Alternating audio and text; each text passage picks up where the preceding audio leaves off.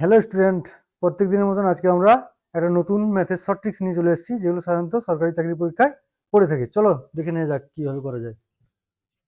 Quick মেথডে কিভাবে করা যায় দেখে নেবো। তাহলে একটা সিম্পলিফিকেশনে কোশ্চেন নিয়ে এসেছি। এখানে বলছে 2025 square minus 2024 square plus 2023 square minus 2022 square plus 2021 square minus 2020 square, এর ভ্যালুটা কি হবে যদি একে ক্যালকুলেশন করা হয়? তাহলে এর ভ্যালুটা কি হবে? তাহলে ক্লিয়ারলি একটা জিনিস দেখতে পাচ্ছ, এখানে এটাকে যদি আমি এ ধরে নিই, এটা যদি বি ধরে নিই, তাহলে কি আছে? এ স্কোয়ার মাইনাস বি স্কোয়ার। আর আমরা প্রত্যেকেই জানি এ স্কোয়ার মাইনাস বি স্কোয়ার কি হয়? এ প্লাস বি ইন্টু এ মাইনাস বি, এ প্লাস বি ইন্টু এ মাইনাস বি।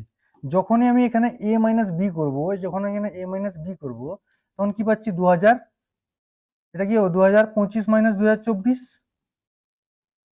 তাহলে এটা বিয়োগ করলে কি হবে? বিয়োগফলটা এক হবে। তাহলে আমি শুধু কি প্লাস পার্টটাই এখানে নিব। তাহলে ভালো করে দেখো, সবগুলো টার্ম এখানে 2025, 2024, 2023, 2022 সব যেখানে দেখছি এদের ডিফারেন্সটা আসছে এক, এদের অন্তরফলটা আসছে এক, বিয়োগফলটা আসছে এক। তাহলে আমি এই পার্টটা আমি নিব না।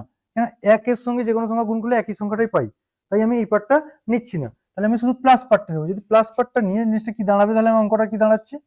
এবারে অঙ্কটা কি দাঁড়াচ্ছে দেখে নাও। তাহলে তাহলে এটা 2025 যুক্ত 2024 যুক্ত 2023 যুক্ত 2022 যুক্ত 2021 যুক্ত 2020।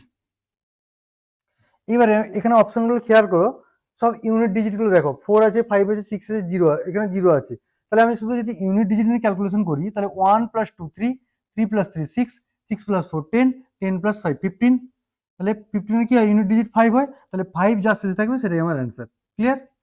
তোমরা এটা যোগ করে দেখে নিতে পারো, একই অ্যান্সারই আসবে। কিন্তু আমরা যখন পরীক্ষার সময় ক্র্যাক করবো এই কোশ্চেনটা, তখন কি করবো? জাস্ট ইউনিট ডিজিট নিয়ে ক্যালকুলেশন করে দেখে নেবো কোনটা আসছে। ঠিক আছে?